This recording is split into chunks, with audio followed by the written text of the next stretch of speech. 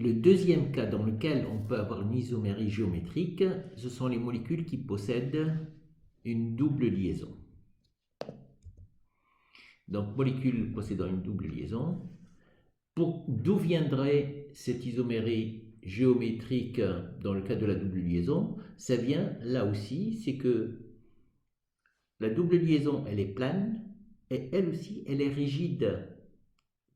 La liaison pi empêche la rotation autour des deux carbones hybridés sp2 à cause du recouvrement latéral des orbitales p.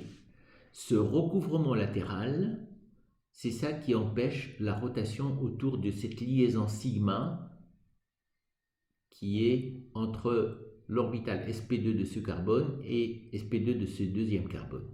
Donc, à partir du moment où on a cette rigidité de la molécule et que la molécule ne peut pas tourner, on a la possibilité d'avoir une isomérie géométrique. Donc, dans ce cas-là, pour qu'il y ait une isomérie géométrique, comme ce qu'on a vu dans le cas des cycles, on ne peut pas, à chaque fois qu'on a une double liaison, on a une isomérie géométrique. Non. Quelle est la condition nécessaire et suffisante pour qu'on ait une isomérie géométrique dans le cas d'une double liaison?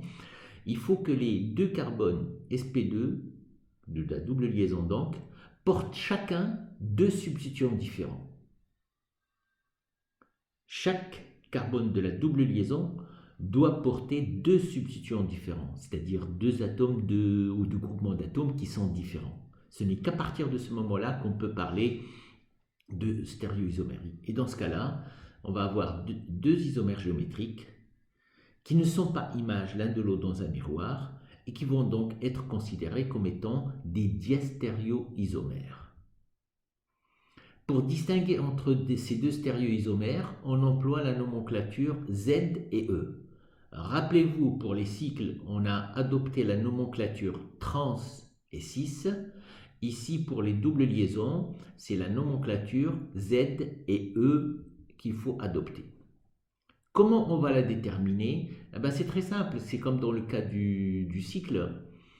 On va classer selon les règles de Canning-Gold et Prelog les deux substituants qui sont différents sur chaque carbone de la double liaison. Si les deux groupements prioritaires sont du même côté de la double liaison, la configuration elle est Z. Un exemple. Vous voyez, si on devait classer selon Canning-Gold et Prelog, les substituants qui sont celui-là et celui-là d'un côté, celui-là et celui-là de l'autre. On peut les classer, ça va faire 1, 2 selon le classement de Canning-Gold et Prelog. De l'autre côté, 1, 2. Et qu'est-ce qu'on remarque? Étant donné que la géométrie elle est plane, 1 et 1 sont du même côté. S'ils sont du même côté, à ce moment-là, celui-ci aura la configuration Z. Si les deux groupements prioritaires selon Canning-Gold et Prelog sont de part et d'autre de la double liaison, à ce moment-là, il faut donner le nom E au stéréoisomère en question. Là, donc, CO2HCH3 différent, classement selon Canning-Gold et Prelog 1, 2, CH3H, deux groupements différents, classement selon Canning-Gold et Prelog 1, 2, et donc là, vous voyez que les deux 1 sont de part et d'autre de la double liaison. C'est la raison pour laquelle on va l'appeler la configuration E. Alors,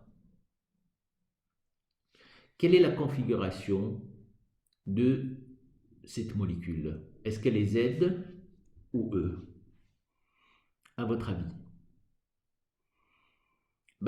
Elle n'est ni Z ni E. Il n'y a pas d'isomère géométrique ici. Pourquoi? Parce que ici, est-ce que vous êtes capable de faire un classement selon Canning-Gold et Prelog? Ça, c'est les mêmes. Donc, à partir du moment où vous avez un carbone de la double liaison qui porte les mêmes substituants, vous ne pouvez plus parler d'isomérie géométrique, vous ne pouvez plus parler de Z ni de E. Donc là, il n'y a ni Z ni E, car les carbones de la double liaison portent les mêmes substituants. Un exemple 2, CHO, CH3.